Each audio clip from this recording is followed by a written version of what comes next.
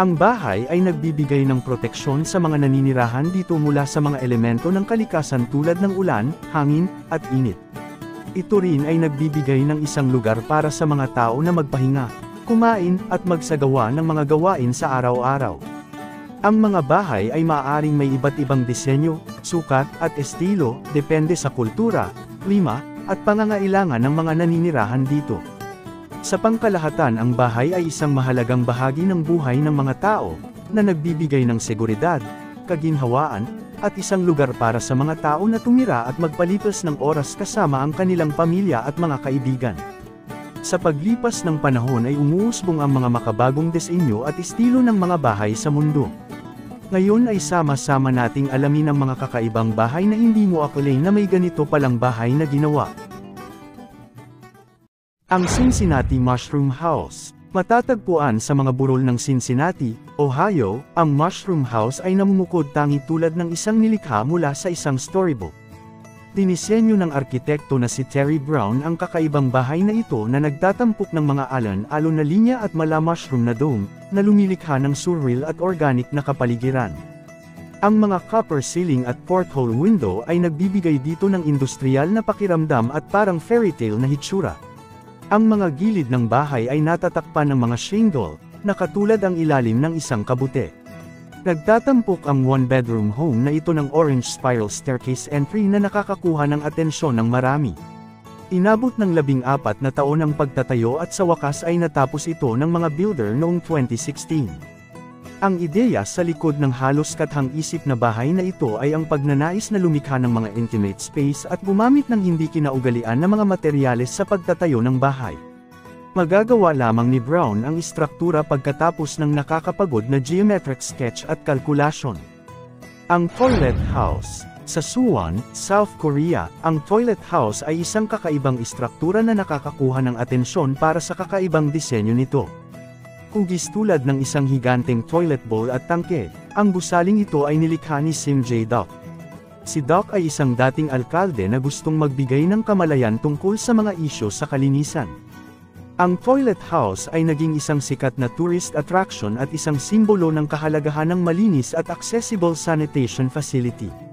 Cube Houses. Ang mga cube house o kubuswoningan sa Dutch ay isang set ng mga makabagong bahay na itinayo sa Helmond at Rotterdam sa Netherlands, na dinisenyo ng arkitekto na si Piet Blom.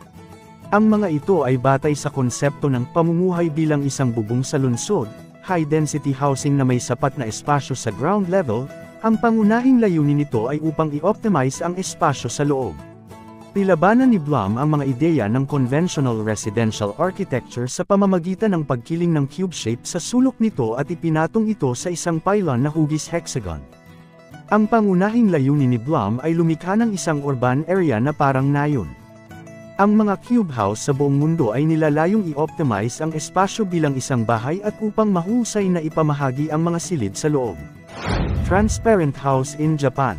Ang Transparent House sa Japan, kilala rin bilang House NA, ay isang natatanging bahay na dinisenyo ng So Fujimoto Architects.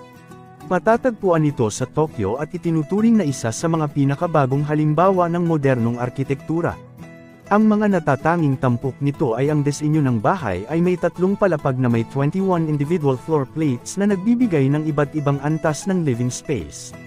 Ang disenyo nito ay inspirado ng mga puno at naglalayong lumikha ng isang pakiramdam ng pagiging malaya at konektado sa kalikasan.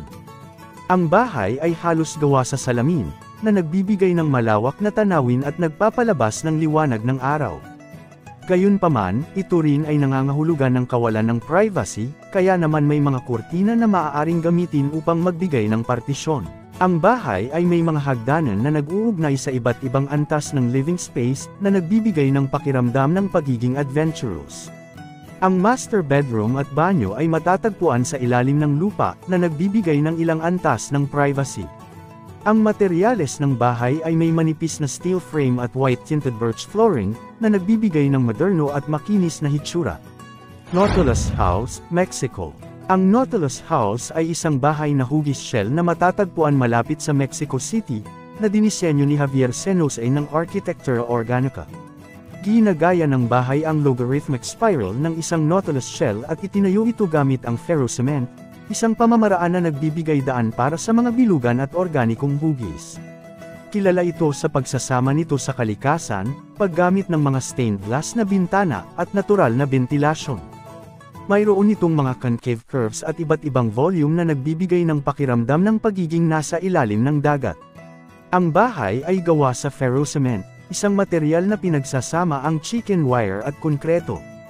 Ang material na ito ay nagbibigay ng structural na rigidity at earthquake resistance sa bahay. Ang bahay ay may 2 underground ducts na nagbibigay ng malamig na hangin sa bahay tuwing tag-init at mainit na hangin tuwing taglamig. Ang bahay ay may mga silid na nag-a-adapt sa iba't ibang antas ng privacy, mula sa living room hanggang sa mga kwarto at kusina. Ang bahay ay may mga dekorasyong may inspirasyon mula sa aquatic life, tulad ng mga sandy texture sa mga pader at blue tiles sa mga banyo.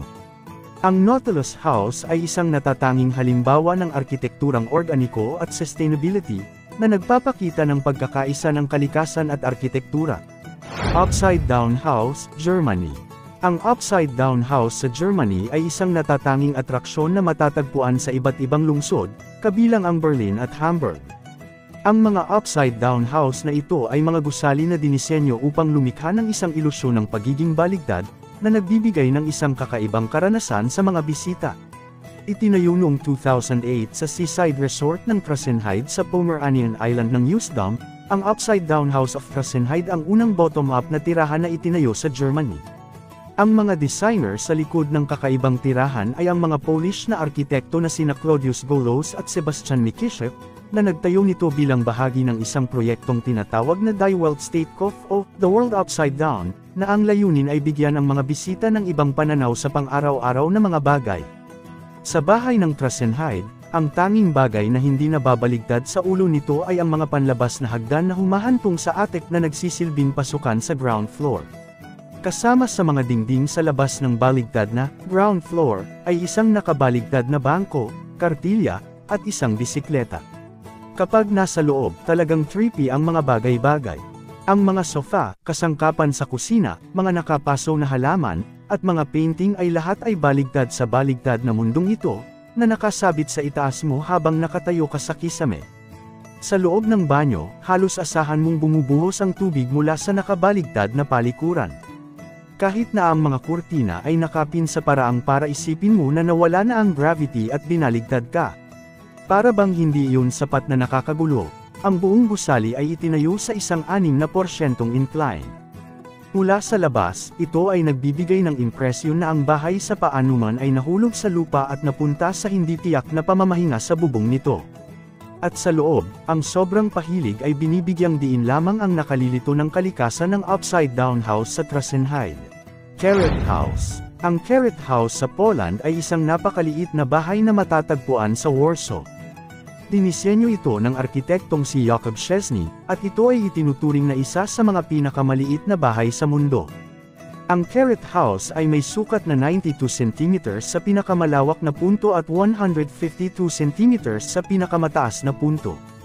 Ito ay may 2 palapag at may mga bintana na nagbibigay ng liwanag at tanawin sa labas. Ang bahay ay dinisenyo upang maging isang functional na espasyo sa kabila ng maliit na sukat nito. Mayroon itong mga mubles na dinisenyo upang magkasya sa maliit na espasyo. Ang Carrot House ay matatagpuan sa pagitan ng 2 gusali sa Warsaw, at ito ay isang popular na atraksyon sa mga turista. Ang Carrot House ay ginagamit bilang isang pansamantalang pananahan para sa mga manunulat at artista. Ang bahay ay nag-host din ng mga eksibisyon at mga kaganapan na may kaugnayan sa arkitektura at sining. Ang Carrot House ay isang natatanging halimbawa ng minimalist at functional na arkitektura, na nagpapakita ng creativity at imagination ng mga arkitekto at artista.